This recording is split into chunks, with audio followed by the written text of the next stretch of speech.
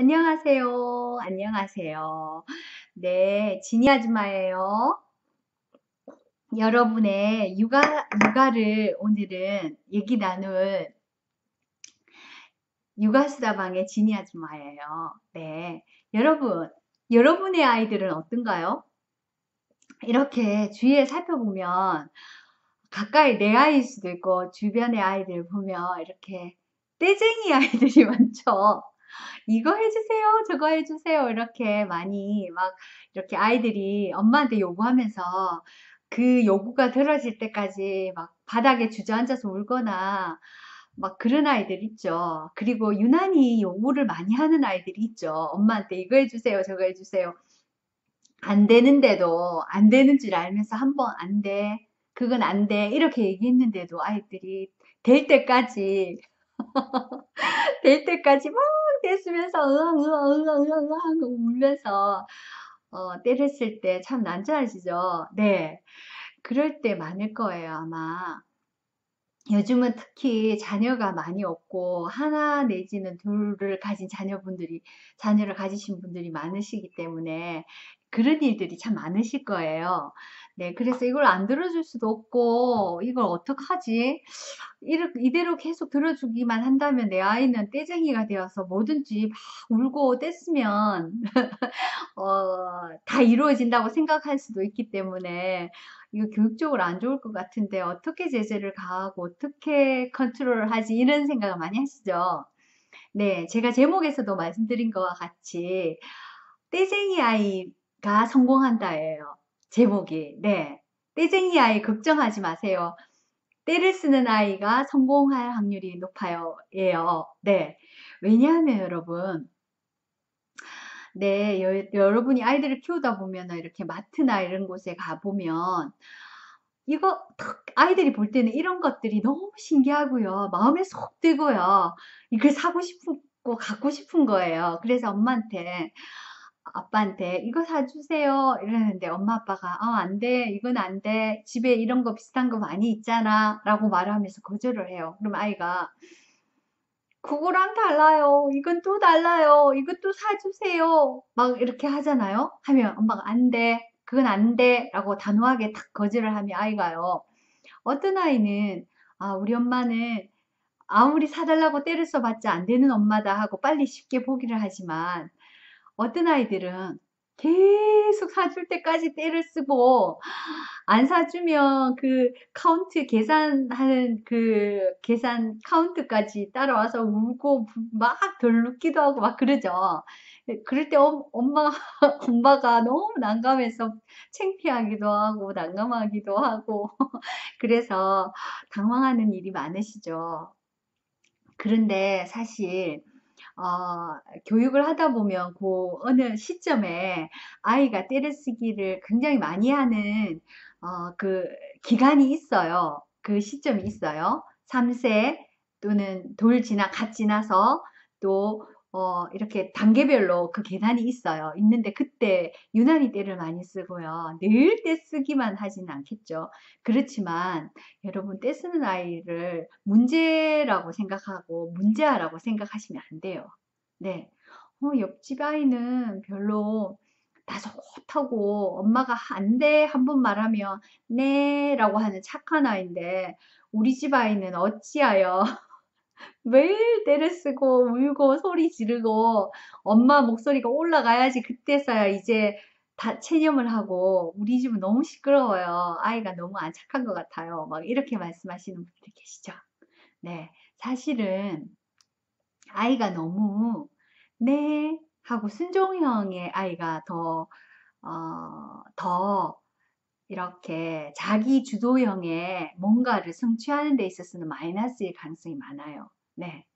자기의 뭔가의 목표가 있으면 그걸 따라서 이렇게 이루어내고요. 성취해내는 데는 자기 주도형으로 좀 이렇게 이끌어가는 의욕이 강하고 때를 많이 쓰는 아이들이 많이 이루어내기도 한답니다. 제가 이런 내용을 어떻게 해서 여러분들에게 확신 있게 말씀드리냐 하면 제가 또 아이들을 교육을 오랫동안 해봤고, 또 유치원 아이들을 교육을 해봤고, 또 제가 아이들을 키워봤고, 또 제가 상담을 해봤고, 또 책을 읽어보고, 여러 가지 정보와 자료를 종합해 본 결과 제가 느낀 건데요.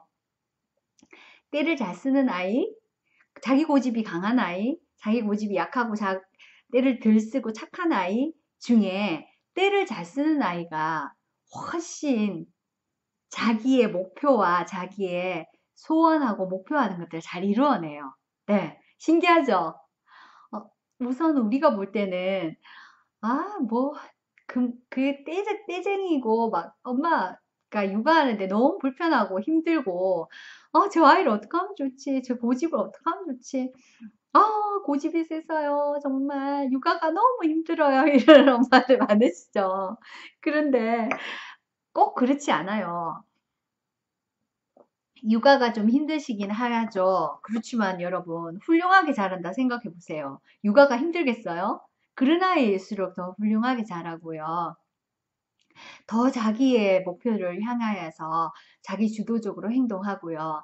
또 학교를 가거나 어린이집과 유치원을 가거나 해서도 자기 주도형으로 굉장히 자기 목표에 맞게끔 리더십이 강하고요. 잘 이루어낸답니다. 물론 너무 어린 단계에서 어린이집이나 유치원에 가서는 자기 주장이 너무 강해서 친구들의 미움을 받을 수는 있어요. 쟤는 맨날 자기 맘대로 해. 쟤랑 놀지 말자. 막 이렇게 할 수 있어요, 친구들이.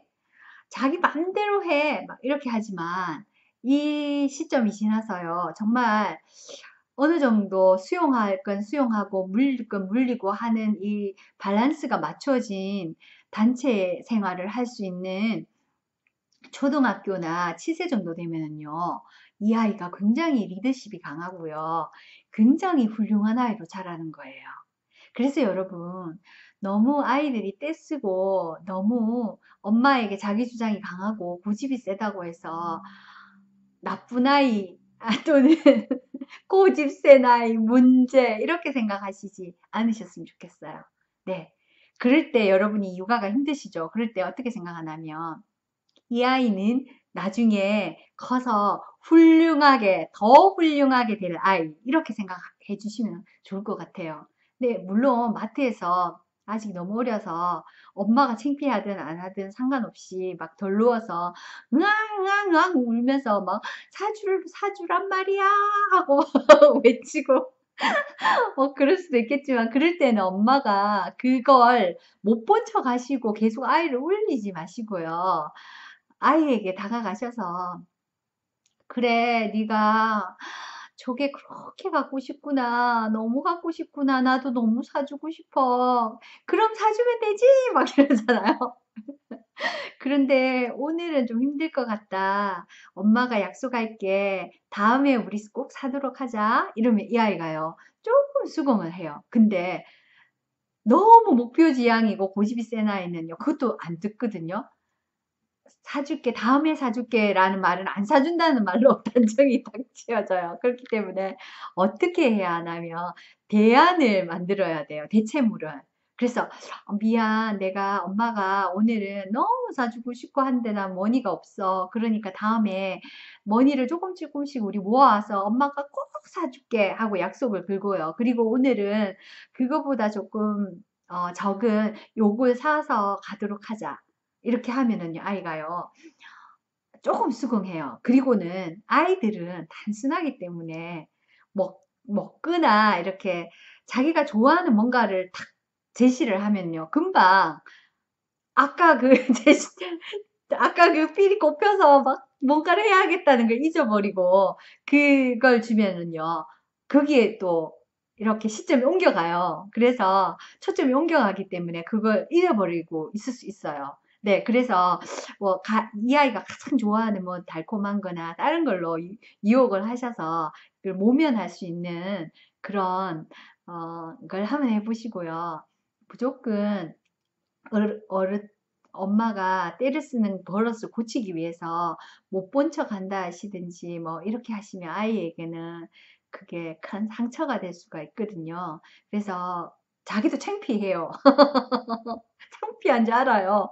거기서 사람들이 많은 데서 막 이렇게 누우면, 막 소리 지르고 누우면, 사람들이 자기를 봐주고 엄마가 창피해서 해줄 거라는 그런 계산하에 행동하는 거기 때문에, 자기도 스스로 좀 창피해요. 하지만 그게 이게 컨트롤이 안 되기 때문에 그렇게 행동하는데, 그걸 약간 엄마가 그 방법을 고안하셔서 이렇게 하시면 넘어갈 수 있어요. 모면할 수 있고, 그리고 엄마가 그런 장면을 보거나, 이제 우리 아이는 무조건 뗐어. 내가 맞춰주니까 더 심해졌어. 뭐 이렇게 하실 때 어머니께서 우리 아이는 훌륭하게 되려나 봐. 욕심도 많고 고집도 세고 자기가 하고자 하는 것들을 잘 이렇게 요구를 하네. 아주 훌륭하게 되려나 봐. 이렇게 생각하시고요. 앞으로는 또 모든 4차 산업 시대에 가면 모든 기계적인 yes, no, yes, no 이렇게 하는, 이렇게 순응하고 누가 뭐뭐 좀 해줄래? 했을 때 yes 하고 yes sir 이렇게 순종하는 그런 형은 아마 기계들이 대체하기 때문에 자기 주도형이고, 노일 때 노라고 말할 수 있고 또 함께 할 때 함께 할 수 있는 그런 자기 의지가 강한 그런 친구들이 4차 산업 시대에는 꼭 필요하고요. 쳐나갈 수 있는 것 같아요.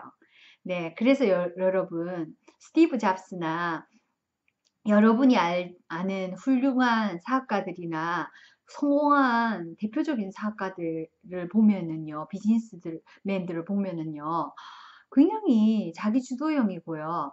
그리고 어릴 때부터 이렇게 통제와 이런 것들을 좀 덜 받고, 그 비즈니스도 유치원에서 노는 것처럼 편안한 가운데, 이렇게 프레스가 없는 가운데, 푸시가 없는 가운데 하다 보니까 성공했다고 하잖아요. 그래서 여러분, 제가 생각하고 제 경험에 의하면 너무 떼쓰는 아이에게 그렇게 고민하고 어떻게 하면 좋을까요? 상담하고 할 필요가 없는 것 같아요.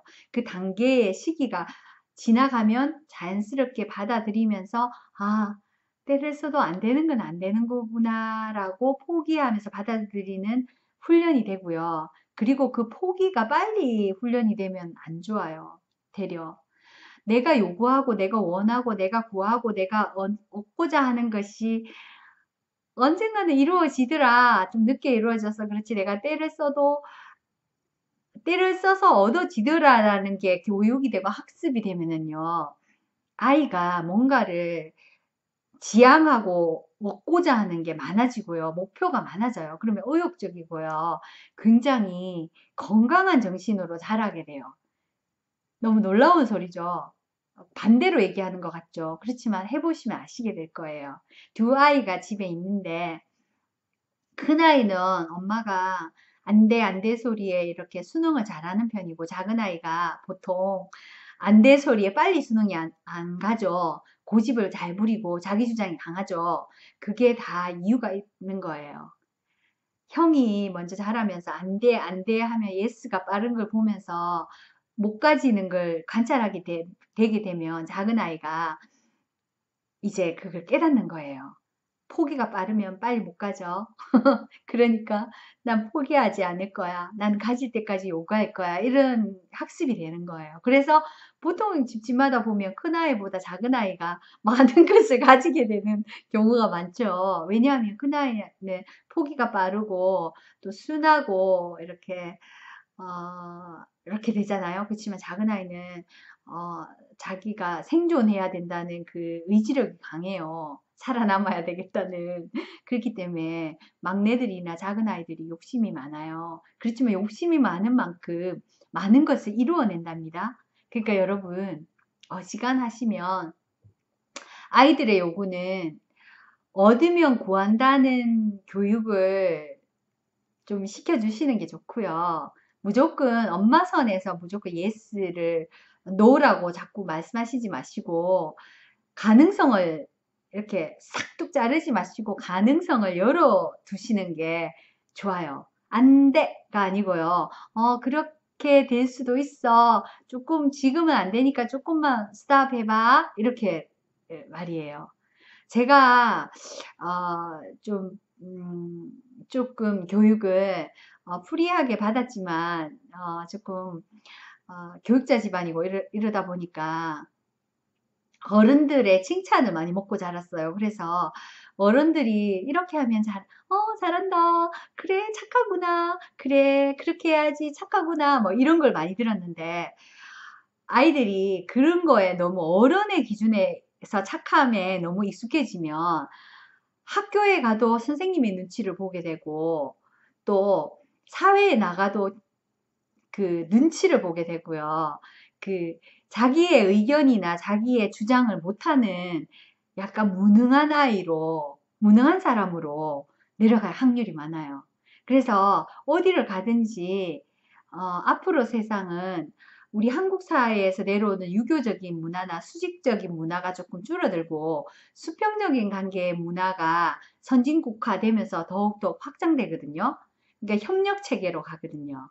수직 관계가 아닌 노사도 있고 이렇게 선진국화가 기업이 되어감으로 인해서 글로벌화 되면서 평준화가 되면서 좀 수직화된 상하 계열보다는 수평 관계, 협력 관계의 기업인과 노동자의 관계가 많이 이루어질 가능성이 많거든요. 특히나 앞으로 4차 산업 시대에는 로봇들이 많이 움직이기 때문에 이 로봇들을 가지고 잘 활용할 수 있는 방법으로 체계로 가기 때문에 명령에 의해서 움직이기보다는 의견을 수렴해서 수평적인 관계에서 기업이나 비즈니스나 모든 것들을 끌어가는 그런 사회가 형성될 텐데 여러분의 자녀가 자기 주도형이 아니고 누구의 명령에 의해서 예스맨이 된다면 그 아이는 경쟁에 의해서 도태가 되고 좀 협력을 못하는 무조건 자기 주장을 꺾고 다른 사람이 오더를 하거나 명령을 내리는 거에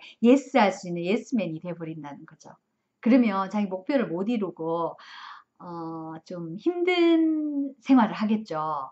네, 그리고 이렇게 내면에 좀 스트레스가 더 쌓이게 되는 나는 내가 노라고 말하고 싶고 내가 하고자 하는 말이 있고 내가 이루고자 하는 목표가 있고 하지만 그걸 말을 못하는 거예요. 네. 왜냐하면 그렇게 훈련되었기 때문에 예스맨으로 그래서 남의 의견을 먼저 존중하는 걸로 되어 있기 때문에 그 단체 생활에서 협업도 중요하지만 그 협업에서는 자기가 살아있는 개별화된 협업이거든요. 그러니까 여러분들께서 앞으로 4차 산업시대에 멋진 인재로 키우시고 싶으면은요, 자녀들의 의견을 너무 꺾지 않는 부모가 되어야 될 것 같아요. 어릴 때부터. 네. 그래서 우리 아이는 떼쟁이에요. 너무 힘들어요. 육아가 두 배나 힘들어요. 옆집보다. 옆집 아이는 너무 착해서 순종형이고요. 엄마가 이렇게 해라 하면 네. 또 저렇게 해라 하면 네 하고 그건 안 돼 하면 네 하고 그러는 아이인데요. 우리 집에는 안 돼요. 뭐 이렇게 고민하시지 마세요. 그런 아이가 훨씬 훌륭하게 된답니다. 네, 물론 네 하는 아이가 벌이나 체벌에 의해서 그렇게 훈련이 됐다면 그건 더 문제고요. 아이는 고집 부리고 하는데 그럴 때는 매로 다스려야죠. 안 되는 건 안 된다고 엄마가 혼도 내고 그래야죠. 그냥 이렇게 방치하면 애가 엉망으로 자라잖아요. 이렇게 말씀하실 수 있지만 그 교육 방법에서도요, 체벌보다는 이렇게 하면 나한테 마이너스더라. 이렇게 하면 내가 힘들고 엄마가 더 힘들어지더라. 라는 걸 눈으로 피드백을 해서 보여줄 수 있는 그런 환경을 만드시고요. 내가 원하고 내가 목표하는 것을 이룰 수 있다는 것을 조금씩 가르쳐 주고요. 떼쟁이가 문제야라는 것을 주입하셔서는 절대로 안 된다고 생각해요. 벌써 12개월만 돼도요, 아이들이 돌만 지나도요, 떼쟁이가 돼요. 요구를 많이 하게 돼요, 엄마한테. 이걸 해주세요, 저걸 해주세요. 이거 할 거야, 저거 할 거야. 막 친구들이 놀러 와도요, 이거 내 거야, 내 거야. 하고 막 싸우고 그러거든요. 그럴 때 엄마가 엄마의 체면 때문에, 친구 엄마의 체면 때문에 모여서 놀다가 너가 양보해, 너가 양보해. 이렇게 하면서 이렇게 주고 너는 양보해 하고 이 아이는 막 우는 거예요. 엄마는 매일 내 거 뺏어가고 막 이러고 막 우는 거예요. 왜냐하면 엄마는 초대한 손님이니까 손님의 아이를 이제 이렇게 맞춰주기 위해서 그렇게 행동해서는 안 돼요. 네. 공평하다는 것을 아이들에게 손님이지만 누구야 너도 이거 갖고 싶지? 그런데 이거는 얘 거였거든. 그러니까 우리 친구가 예스 할 때까지 넌 좀 기다려주면 좋겠어 라고 얘기하는 게 좋을 것 같아요. 그럼 너무 자기중심적이고 이기적인 아이로 키우지 않나요? 그렇지 않아요. 그렇게 엄마가 그렇게 얘기를 해주면 이 아이가 엄마가 나의 마음을 이해를 해주네? 그래, 우리 엄마는 날 이해해주고 내 편이야. 그래, 좋아. 그러면 그래? 그러면 내가 너에게 이거 내 거지만 빌려줄게 하고 빌려주는 거예요. 그 단계가 돼야 돼요. 그러니까 엄마의 기준에 있어서 우리들의 기준들은요, 잘못된 기준이 굉장히 많아요. 우리 유교 문화에서 자랐고, 일본의 그 식민지하에서 자랐기 때문에, 일본의 식민지하에서 잔재가 남아 있었기 때문에 무조건 위쪽에서 뭐라고 얘기를 하면 윗사람이 뭐라고 하면 예스 해야 되고요. 또 명령 체계로 되어 있었고 또 뭐 이런 것들 때문에 그리고 나보다는 너가 먼저야. 이거 일본식 문화거든요. 네, 배려가 아니라 내 거를 죽이고 너를 먼저 우선을 해준다. 뭐 이런 그런 거 있잖아요. 일본식 문화잖아요. 자기는 지금 속이 막 불편해서 속이 막 안 좋은데도 막 웃으면서 이렇게 해주고 이러는 거는 조금 이제 좀 던지고요. 이제 마이 메시지를, 아이 메시지를 전하는 거예요. 내가 이거를 해주지만 나는 지금 이렇게 불편하지만 너에게 이걸 해준다. 제가 캐나다 와서 그런 거 진짜 많이 겪었어요. 캐네디언들이요, 우리가 이렇게 겪어보면은요, 뭔가 배려를 하잖아요. 배려를 하는데, 우리나라 같은 경우에는 말을 안 하고 그냥 웃으면서 배려를 해요. 이렇게. 자, 이렇게 하면 내 마음을 알아주겠지? 이러면서 내가 이름에도 불구하고 이 사람한테 배려를 하니까 알아주겠지? 이렇게 하지만, 캐네디언들은요, 딱 이유를 얘기를 해요. 내가 지금 너 때문에 이렇고 이렇게 불편하지만 그렇지만 나는 너에게 이렇게 베푼다 라고 말을 해요. 이유를. 그러면 더 고마워해라 이 말이죠. 그러면 그래 너무 고맙다. 그래서 더 고마워 이렇게를 들어요. 대답을. 네, 그런 문화거든요. 근데 앞으로 우리나라도 그런 문화로 갈 가능성이 많아요. 네. 이제 왜냐하면 글로벌화되고 4차 산업시대가 되면 거의 문화들이 평준화돼 가거든요. 인터넷에 되고 하니까. 문화의 특색이 조금씩 없어질 거예요. 네, 그렇기 때문에 우리가 그 글로벌 세계에서 잘 쳐나가고 아이들을 잘 양육하려면 그 문화에 맞도록 그 방식에 맞도록 성장해야지 우리가 고집하고 있던 유교적인 그 일본 식민지하에 있었던 그 잔재에 있던 그 교육 방식을 계속 고수한다는 거는 음, 조금 네, 아이들에게는 장애가 될 수도 있어요. 그래서 엄마 아빠가 가치관이 굉장히 중요하다는 거예요. 저도 사실 아까 말씀 잠깐 드렸지만 교육자 집안이고 막 이랬기 때문에 약간 유교적인 그런 게 많았고요. 제가 왜 이 얘기를 하냐면요. 제가 앞에 동영상에서 방송에서 말씀드렸지만 저희 집이 유치원을 했어요. 네. 오랫동안 유치원을 했는데 제가 유치원을 경영하는 그 성장 배경에서 유치원을 경영하는 집의 원장의 딸로 계속 자랐잖아요. 제 어린 시절을. 그 자라면서 유아기를 보냈는데 마이너스가 더 많았어요. 왜냐하면 뭐 맹모 삼천지교라고 교육 환경이 좋았겠네? 아니에요. 꼭 그렇지만 않아요. 왜냐 상처가 더 많아요. 왜냐하면 제가 유치원 원장의 딸이기 때문에 뭐를 장난감을 하나 가지고 놀다가도요. 그 장난감을 그 고객인 원아에게 양보를 해야 되는 거예요. 이렇게 얘가 둘이 놀다가 나 이게 마음에 들어 이러면 이제 원장님은 난처해지는 거예요. 그거 네가 좀 양보해라 이렇게 말하는 거예요. 너는 매일 보잖아. 그러니까 너가 양보해라 이렇게 되는 거예요. 그리고 나는 또 비즈니스 그 관계에 대한 아이가 그런 거는 잘 모르지만 엄마가 오너기 때문에 이제 손님이니까 양보해야 된다는 그런 유교적인 의식을 가르쳤기 때문에 양보를 하는 거예요. 그러면서 상처를 받는 거예요. 난 뭔가 난 가질 수 없는 존재인가 그런 생각을 하는 거예요.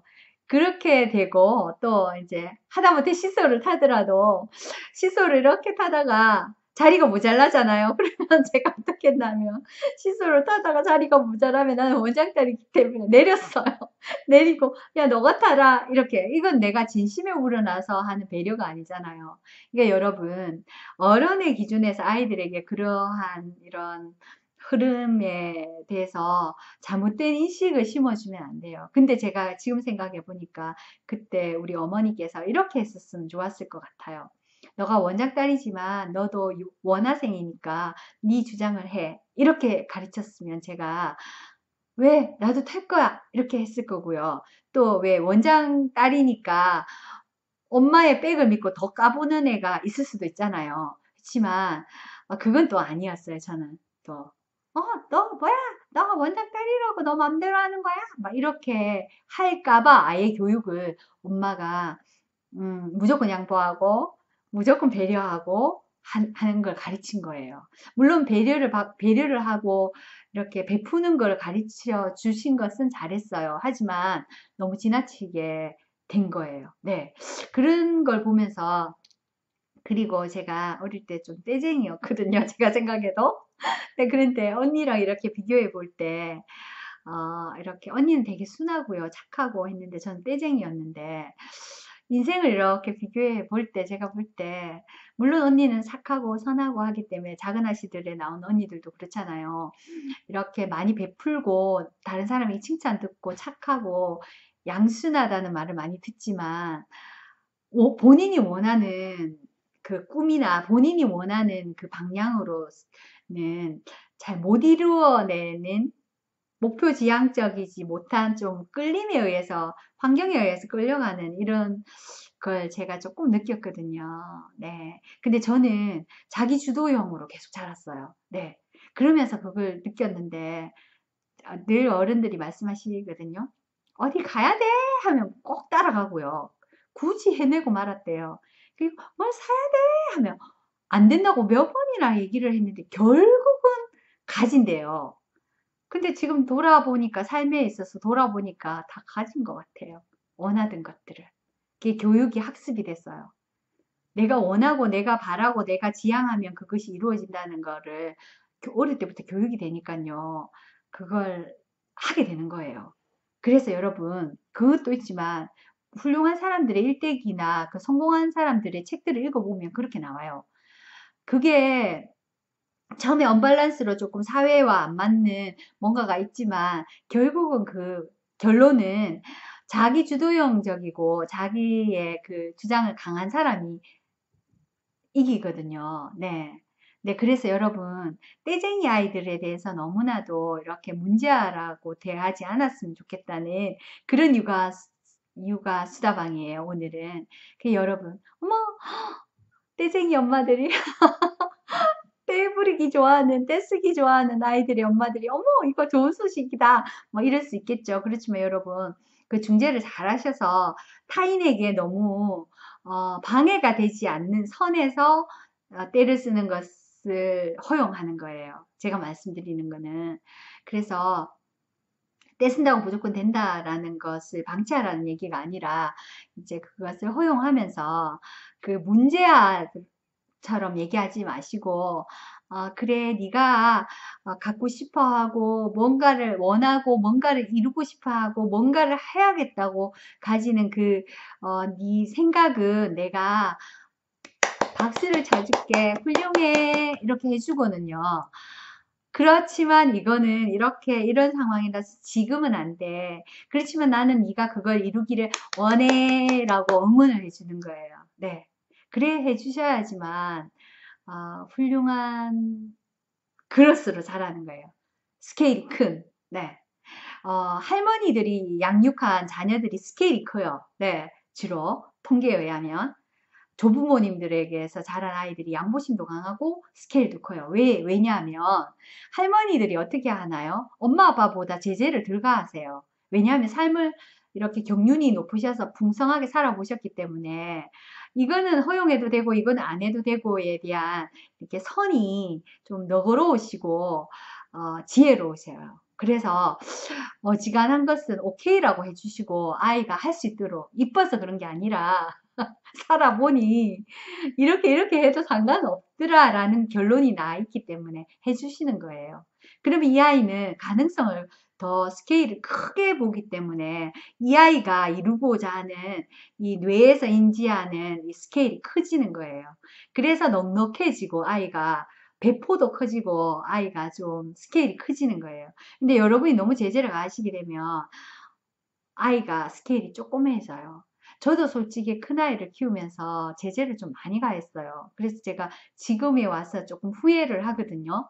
작은 아이에게는 제재를 좀 덜 가한 편인데 큰아이는 저 남편의 직장이나 이런 처지로 볼 때 그게 약간 남에게 모범이 되어야 되고 조금 공인으로서의 갖춰야 되는 입장이라서 원장의 딸처럼 공인으로서 와 비슷하게 저도 어릴 때 그렇게 자랐지만 이 아이에게도 똑같은 대물림으로 양보해, 절제해, 안 되는 건 안 되는 거야.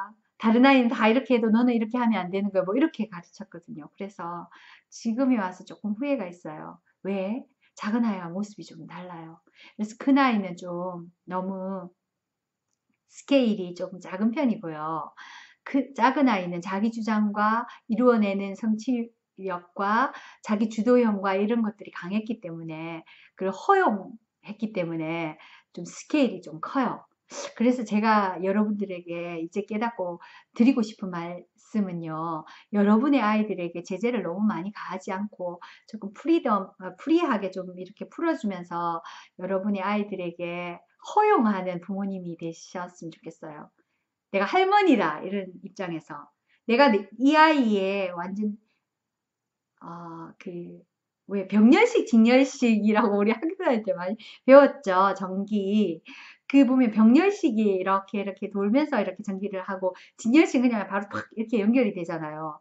여러분이 직렬식으로 하시지 마시고 조금 객관적으로 떨어져 나와서 할머니가 되거나 아니면 선생님이 되거나 해서 좀 병렬식으로 바라봐서 아이들을 좀 떨어져서 바라봐서 이모나 네, 조카를 바라보는 눈으로 바라봐서 이렇게 컨트롤 해주시면 좋을 것 같아요. 너그러운 할머니가 되시면 아이들이 아주 멋진 아이로 훈육이 되는 거예요. 그래서 여러분 기회 되시면 할머니 할아버지에게 아이를 맡겨서 양육하는 방법도 참 좋아요. 네, 데이케어에 맡기시지 마시고 왜냐하면 할머니 할아버지 교육관이 마음에 안 들어 뭐 할머니 할아버지가 마음에 안 들어 이럴 수도 있지만 여러분들보다 훨씬 지혜로우세요. 여러분들보다 삶을 오래 살았기 때문에 밖에 표면적으로 나타나는 건 단순하고 어린아이 같이 보이실지 모르지만 굉장히 경륜이 많으시고요. 지혜로우세요. 그래서 이런 책에 이런 말들이 있잖아요. 노인에게 가서 배우라. 지혜는. 네, 맞아요. 그래서 여러분, 어머니 그렇게 하시면 어떡해요? 아버님 그렇게 하시면 어떡해? 뭐 그러시지 마시고 그냥 약간 방치하시면서 아이들을 맡기는 게 좋을 것 같아요. 네, 그렇게 하면 아이들이 인성이 아주 반듯하고요. 마음껏 자기의 의사를 표현하면서 스케일이 큰 아이로 자라는 거예요. 그래서 여러분, 떼쟁이 아이들을 너무 문제시하지 마시고요. 너무 순하고 너무 순종형의 아이를 데려 한번 또다시 한번 바라볼 필요가 있어요. 네, 관찰하시면서. 그러면서 여러분 만약에 여러분을 통하여서 여러분의 교육 방법 때문에 이 아이가 너무 순종형이고 착하다면 여러분이 반성하셔야 돼요. 반성하시고 빨리 교육 방법을 빨리 바꾸셔서 이 아이에게 허용하는 범위가 좀 넓어지고 커지도록 저도 반성 많이 했거든요. 많이 울기도 하고 키우면서 저는 신앙인이기 때문에 기도를 하거든요. 아이를 양육할 때 기도하면서 아이에게 이렇게 너무 아이의 입장에서 바라볼 때 너무 이렇게 좀 힘들었다, 가혹하다, 거절당함을 이렇게 느꼈던 이런 매몰찬 것들, 이런 것들에 대해서 아이의 입장에서 생각해 볼 수 있는 시간을 주시거든요. 기도하면 하나님께서. 그래서 제가 그걸 돌아보면서 울면서 회개를 많이 했던 기억이 많이 나요. 그리고 아이한테 제가 피드백을 항상 했어요. 미안하다. 미안하다. 엄마가 너무 어른의 기준에서 너희들을 바라보면서 내 입장에서 너희 눈높이를 낮추지 않고 내 입장에서 너희를 이렇게 제재를 가하고 훈육했던 거에 대해서 너희 입장이 되어서 생각해 보지 못한 거에 대해서 미안하다라고 한 박자 뒤에 일이 일어난 다음에 이야기를 하고 그렇게 얘기를 하다 보면 또 심리가 치료가 되거든요. 그렇게 치료를 했던 그런 기억이 나네요. 네. 그러면서 아이가 이게 치료를 받고, 괜찮아요, 엄마. 지난 이야기고, 앞으로는 그런 일이 없으면 좋을 것 같아요. 라고 얘기하면서 이 치료가 되는 거예요. 그래서 제가 여러분들에게 말하고 싶은 것은 좀 허용하는 범위가 넓은 엄마가 되셔 주시고요. 좀 불편하시더라도 힘은 들어요. 그런 아이들을 양육하려면 늘 들어줘야 되고 막 이렇게 맞춰줘야 되고 내가 무슨 너를 키우는 보모 같은 느낌이 들기도 하고 막 그렇지만 안 되는 건 안 된다고 말해야죠. 이러지만 꼭 그렇지만은 않아요. 예의와 도덕을 벗어나는 행동은 제재를 가하시고 컨트롤 하시고 안 된다고 하지만 이해가 가지고자 하는 목표지향적인 뭔가를 가지려고 할 때는 축구를 한다든지 뭐 야구를 한다든지 아니면 뭔가를 이루어낸다든지 뭔가를 만든다든지 할 때는 이 아이를 존중하고 또 뭘 가지고자 하는 때는 이 아이를 존중하면서 여러분들이 그 아이의 마인드에 맞춰서 이렇게 협조를 해주고 함께 응원을 하면서 지지해 주는 게 좋을 것 같아요. 네, 여러분 여기까지 할게요. 그럼 떼쟁이 아이가 문제아인가요? 아닌가요? 여러분 확실하게 합시다. 떼쟁이 아이는, 때를 쓰는 아이는 문제아가 아니에요. 앞으로 훌륭하게 자랄 수 있는 자기 주도형의 멋진 아이예요. 그럼 여러분 어떻게 하셔야 되나요? 어머니께서 공부를 하셔서 잘 맞춰주시고 그 컨트롤할 부분과 절제해야 되는 부분을 잘 구별을 하셔서 노라고 거절하시고 아이에게 교육하는 거예요. 네. 도움이 되셨나요? 도움이 되셨으면 좋아요와 구독 버튼을 눌러주세요. 제가 이 얘기를 안 하니까 그냥 가시더라고요. 그렇게 해주세요. 저는 지금 항해 중입니다. 뗏목을 타고. 여러분들이 이렇게 안녕 나 여기 있어 라고 누르지 않으면 제가 구조를 받는지 발견이 됐는지 모른답니다.